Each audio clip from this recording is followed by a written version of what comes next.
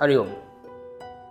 आज एक मुद्रा के बारे में बताता हूँ जिसे करते करते स्वयं भगवान शिव ध्यान में रहते हैं हमेशा। ये मुद्रा बहुत ज़्यादा उपयोगी है, बहुत ज़्यादा यूज़फुल है ध्यान के लिए, और इसी मुद्रा को करके आप आज्ञा चक्र को भी जागृत करते हैं, दिव्य दृष्टि को भी प्राप्त कर सकते हैं। जब बात आती है कि भगवान शिव भी इस मुद्रा को करते हैं, तो कौन सी मुद्रा है ये? इसे कहते हैं शांभवी मुद्रा। शांभवी मुद्रा की ये जो विधि है, वो अपनी दोनों आँख को बीच में लाके, सेंटर में लाके आईब्रो सेंटर पर देखना होता है। इस तरह से ये आप आईब्रो सेंटर पर अपनी दोनों आँखों को केंद्रित करना होता है। आपने देखा होगा कि हमेशा जितने भी तांत्रिक हुए हैं, जितने भी योगीज हुए हैं, जितने अघोरी हुए हैं, वो इस तरह से ये मुद्रा का उपयोग करते हैं। आपने भगवान शिव को भी इसी तरह से ध्यान में बैठे हुए देखा होगा कई बार।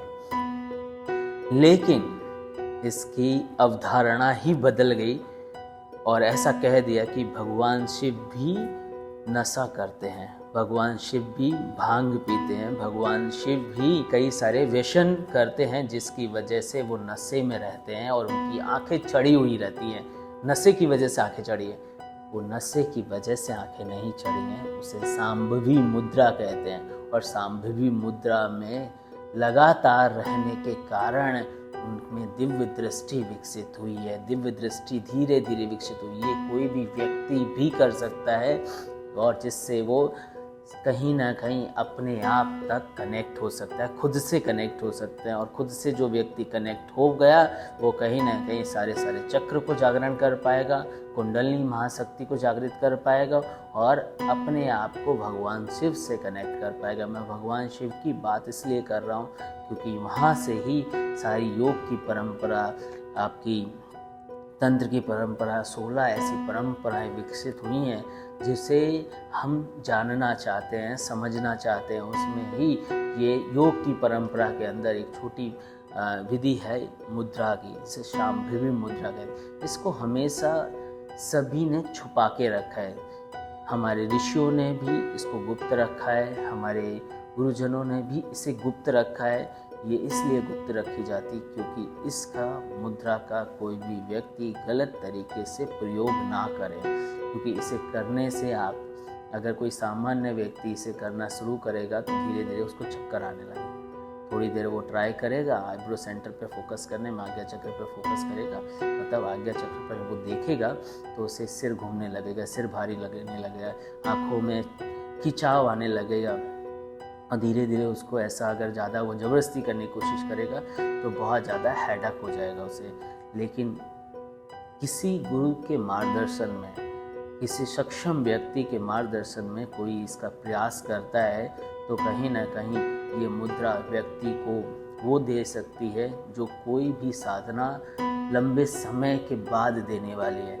ये मुद्रा आपको बहुत शॉर्ट टाइम में आपको वो प्राप्त करा देगी जो बड़ी से बड़ी साधना को करने के लिए आपको सालों लगते हैं और उसके बाद उन सिद्धियों से प्राप्त होने वाली है। यथार्थ की बात की जाए तो आज्ञा चक्र का जागरण हो जाता है। यथार्थ की बात की जाए तो दिव्य दृष्टि विकसित हो जाती है। यथार्थ की बात की जाए तो आपके अंदर वो चिंतन, वो थॉट्स, वो कलाएं विकसित हो जाएंगी, जिससे कहीं ना कहीं व्यक्ति इस स्थिति में पहुंच जाता है कि व्यक्ति हमेशा अपने आप से कनेक्ट रहता है, हमेशा परम चेतना से कनेक्ट रहता है, हमेशा व्यक्ति उस सूक्ष्म ऊर्जा के साथ स्थापित कर पाता है अपनी एनर्जी को, जो सामान्य मनुष्य के लिए पॉसिबल नहीं है। सामान्य मनुष्य इसके साथ कनेक्ट नहीं कर पाता है।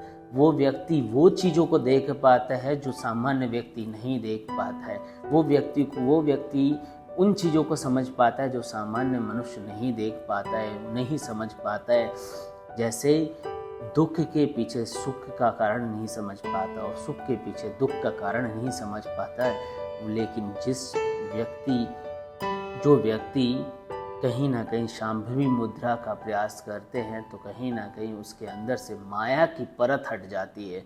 जो मिथ्य है उसको समझ में आने लगता है, और जब मिथ्य समझ में आने लगता है तो यथार्थ का ज्ञान हो जाता है। और जिस व्यक्ति को यथार्थ का ज्ञान हो गया, वो व्यक्ति की अंदर से दुख खत्म हो जाता है। और इस संसार से अगर आपके जीवन से दुख खत्म हो गया तो आपका जीवन बहुत सरल हो जाएगा।